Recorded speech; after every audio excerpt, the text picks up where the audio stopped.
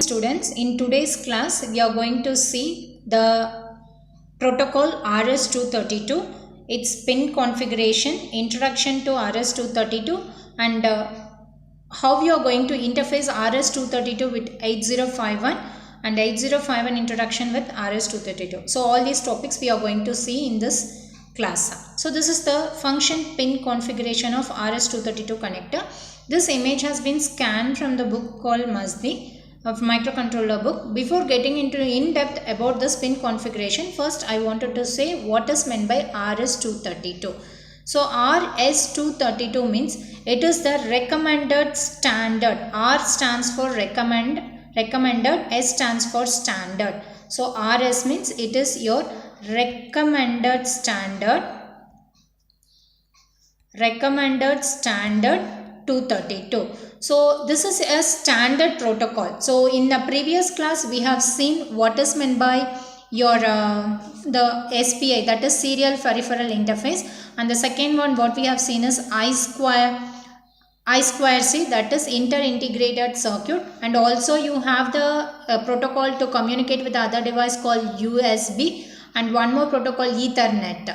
So apart from all these things, this RS-232 is the common protocol or the common one which we are going to use it for serial communication. So it is mostly used for connecting your computer to the peripheral device, because in a computer we will be writing a program, and suppose if I wanted to interface my hardware with the software, so I have written a program in the software, that is in computer the program will be available. If I want my hardware to get operated based on the instruction given by this software, I will be connecting the computer with the peripheral device. This peripheral device is nothing but a hardware device, and it is connected through RS-232. RS-232 is nothing but recommended standard 232. It is a standard protocol for your serial communication, and also it is used for connecting your computer with a peripheral device.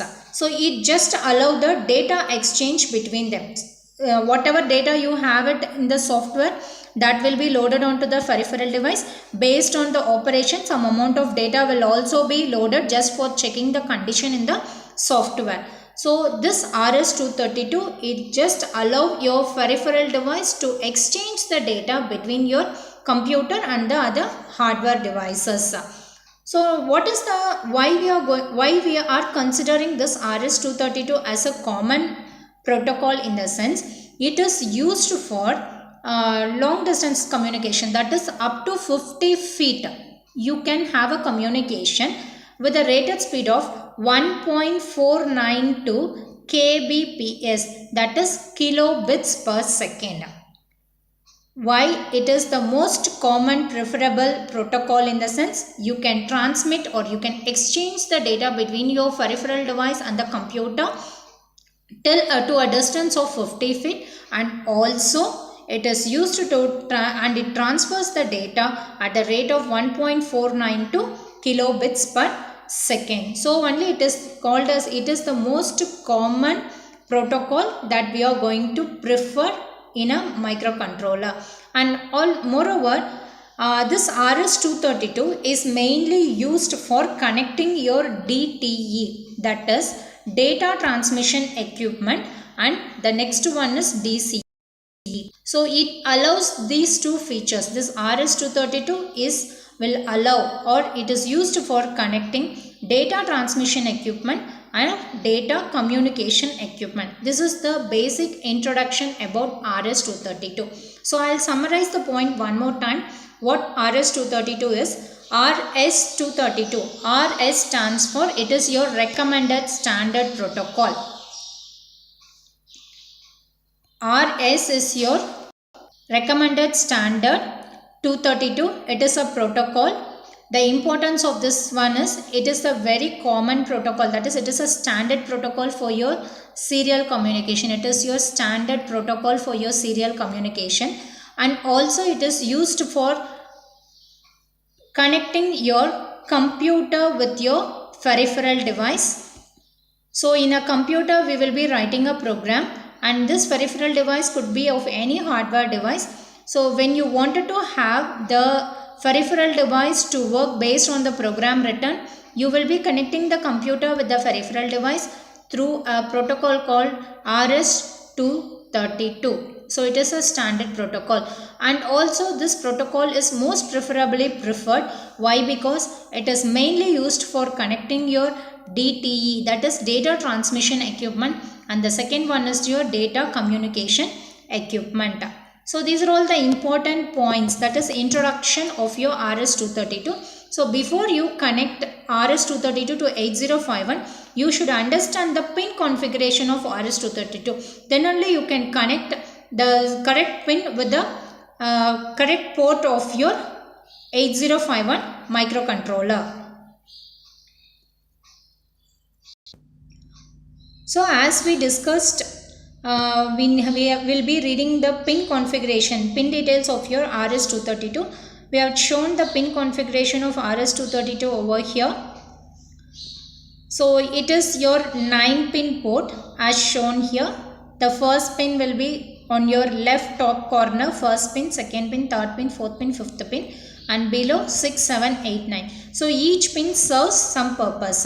RS-232 is very important just because it will be connecting your DTE, that is data transmission equipment, and data communication equipment. These two equipments are responsible for transmitting the data from your computer to terminal. These two things is computer to terminal or from terminal to computer. So it is very important to transmit or receive the data either from your computer to the terminal or from the terminal to the computer. So we'll see the pin description of RS-232. So the pin description, the first pin stands for data carrier detector. What is meant by a data carrier detector? For example, you will be sending a data from your transmitting end to your receiving end. You consider you are going to send the data from your transmitting end to the receiving end. This data carrier detect, DCD, it is one of your important signal. It is just like your modem assert signal. This DCD is nothing but it is just like your modem assert signal. It is just like your modem assert signal that to inform the DTE, that is data transmission equipment. It will inform this data transmission equipment that a valid data carrier is detected. That is, a valid data is detected to transmit the data from your transmitting end to your receiving end. That is, it just establishes a connect or contact between the transmitting end and the receiving end, or from one end to the other modem, which is going to be established. So the first point is the first pin of your RS-232 is data carrier detect. Data carrier detect, it is an important signal. It is called as your modem assert signal. Modem assert signal. This signal is important to, that is, this signal, what it does in the sense, it sends a information, it sends an information or it sends a signal to DTE, that is data transmission equipment. It sends a information or signal to the DTE stating that a valid data carrier is available to transmit. So for this purpose you are going to use this data carrier detector. Next is your RxD. So once the data carrier detector is identified, next is your RxD. It is just for receiving your data. RxD stands for receive data. TXD stands for transmit data, which we know already. The next one is your DTR, that is data terminal ready. DTR stands for data terminal ready.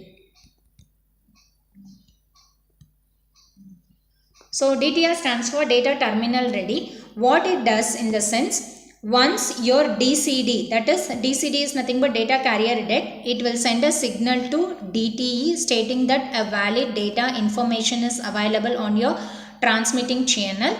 Once this DTE receives the signal, the data terminal ready, when it turns on, it sends out a signal to indicate that it is ready for communication. Once after this data transmission equipment receives the signal from data carrier detect, it informs your data terminal ready to be, it sends the signal to data terminal ready. Then this data terminal ready will send a output signal where it specifies that it is ready for transmitting your data, that it is ready for communicating the data to the other device.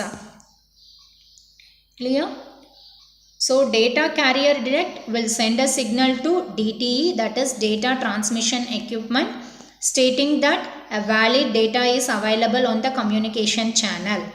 Then after identifying a valid data carrier is available in the communication channel, this DTE will request to DTR, that is data terminal ready, to be ready for the communication. So after it receives a signal from DTE, the data terminal ready will be enabled, stating that it is ready to communicate the data from your transmitting end to your receiving end. So this is the importance of your DTE, that is data terminal equipment, and data terminal ready. It is the difference.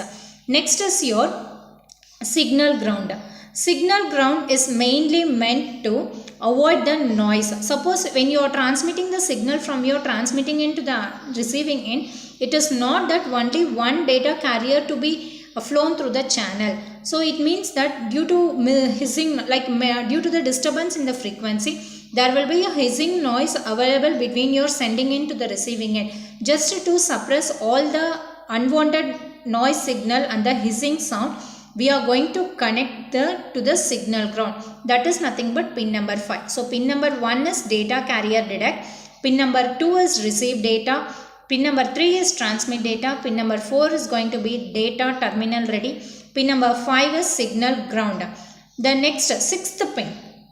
6th pin is going to be DSR, data set ready. So data set ready in the sense, I told right, the RS-232 is going to connect your DTE and DCE. DTE is nothing but data terminal equipment and DCE is nothing but data communication equipment. So it is going to connect these two devices. So when this data communication equipment is turned on and has gone through the self-test, it assert a data set ready. It means that like when you are connecting, when you consider DC is available, that is data communication equipment is available. When this data communication equipment is on, it means that it will undergo one self-test. It will only go for the self-test and it tells DSR, that is data set ready, to indicate that it is ready to communicate. So it will send a signal to this data set ready and inform that it is ready for communicating. So data set ready means it will be dealing it with your DCE, that is data communication equipment. So when your data communication, when RS-232 is connected to DTE and DCE, DTE will send a signal. For example, DCD, that is data carrier detect. This data carrier detect will send a signal to this DTE, that is data transmission equipment, stating that a valid data carrier is available in the channel. Then this DTE, as soon as it receives a signal from your data carrier detect, this sends a signal to data terminal ready. So when it sends signal to data terminal ready, it is stating that you please be ready to transmit the available data on the channel. So once this data terminal ready, once it receives the signal from DTE, this data terminal ready output is going to be high, stating that it is ready for communication. Then as soon as this output goes high, it will receive a signal, that is this output high will be connected to your data communication equipment, because it has to communicate to the receiving end equipment, right? So it will be, this DCE will be receiving the signal from this data terminal ready. Once DCE receives a signal, that is when it goes on, when this DCE signal goes on, it is ready for doing your self-test. After doing your self-test, this DCE will send a signal. This DCE will send a signal to this data set ready, stating that you be ready to communicate. Once it is ready to communicate, it will send a request signal, that is RTS. When it is sending a RTS signal, when your DTE device has a byte to transmit, it receives a RTS signal, that is request to send the data from in through the transmitting channel. So when this signal is received, a byte of data will get transferred from your transmitting end to your receiving end. So this is how the process goes on in case of your RS-232. It is not that RS-232 means, you people might have seen, it is just like a wire. So any communication can happen through a group of wire, but each wire or each strand inside the cable is going to serve the purpose. So here all the 9 pins is going to serve the purpose, and the cycle of the communication is shown over here. Once the communication channel is over, once the data has been sent from your sending end to the receiving end, then your modem is ready. Like when after sending, you can clear all the signal using CTS, that is clear to send. Then ring indicator. So what is the purpose of your ring indicator? It is nothing but it is an output from the modem. Ring indicator is nothing but it is the output from the modem. Ring indicator is nothing but it is the output from the modem and input to the PC. Because this RS-232, between your computer and peripheral device you are going to connect. This ring indicator, it is the output from the modem and it is input to your PC. That indicates your telephone is ringing. It goes on and off and with a synchronous ringing sound. So these are all some of the functions of your RS-232 connector. Thank you students. In the next class, we will be dealing how to interconnect your RS-232 with 8051. Thank you.